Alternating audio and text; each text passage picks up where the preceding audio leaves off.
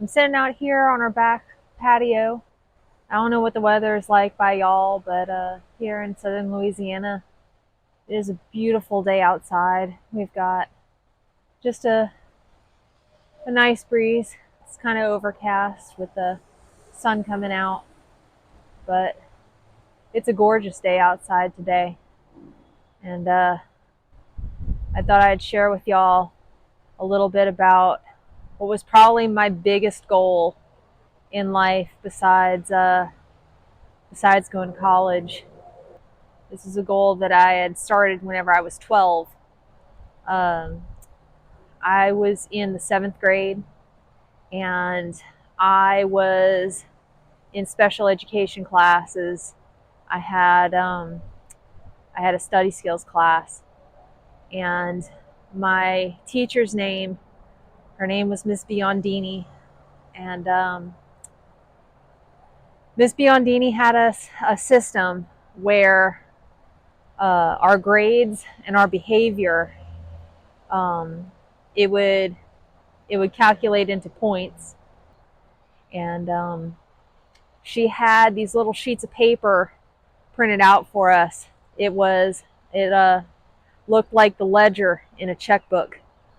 And every week on Friday, she would open her, she called it her store in her classroom. Ooh, that's a nice wind. She would open the store in her classroom, and we would get these slips of paper that looked like checks. And we would have to look at our ledger and determine how many points we had, and we would fill out these checks in order to purchase things from her store. And she had some of the best stuff. I remember her having like those big bottles of Powerade, and she'd have like little Debbie snack cakes and little trinkets. But I remember being so proud of myself for being able to write a check and being able to balance a checkbook when the kids who were not in her study skills class had no idea how to do this. That school year, I started saving my money, and by the time the summer rolled around, between 7th grade and 8th grade, I had enough. My parents took me down to the bank, and I opened my very first checking account, and I was so proud of myself. And my mama, she was like, "What are you going to do with all that money?" And I told her, the one thing I really want is I want to buy a house. And she said, "That's going to take an awful long time to save up that much money." But I was determined, and I ended up in my late 20s buying a house about 5 years ago. And one of my crowning achievements was that I paid off my house in a little less than 3 years. But the day that we moved into our house, we did a walkthrough, and I noticed that there was some stuff that was left over. They had left this little jar, and I remember finding it, and I thought to myself that this is the cutest little jar that I had ever seen. And it's just a little simple jar. It's nothing special on the inside.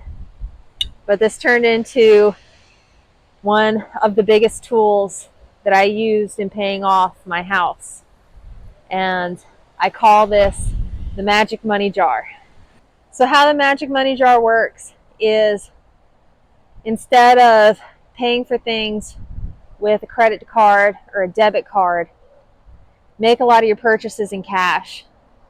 And every time you make a purchase, take that change and put it in your pocket. Or if you're a woman and you carry a purse, put it in a little pocket in your purse. And whenever you get home, you open up this money jar and you put that change inside. And you leave it somewhere you can see it. like on a windowsill or on a counter. And over time, you're going to accumulate a lot of money. And if you find money in the washing machine, it goes in the jar. If you find money in a parking lot or on the side of the road, you put it in a jar. If you get money for your birthday or as a gift, you put it in the jar. And every month, you pay your bill first. And for your mortgage, the rest of this goes on the principal. And it's not a whole lot, but over time, it adds up.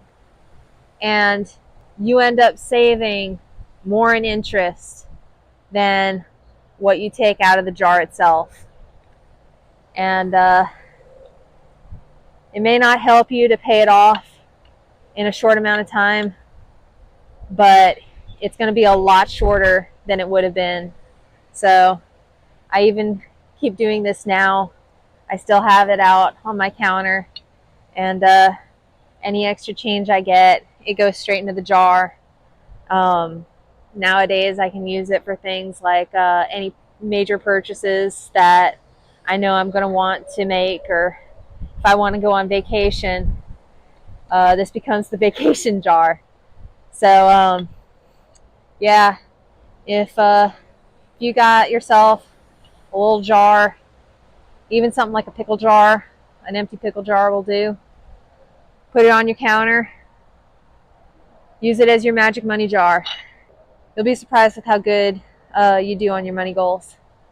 So if you like this idea, please leave a like and subscribe.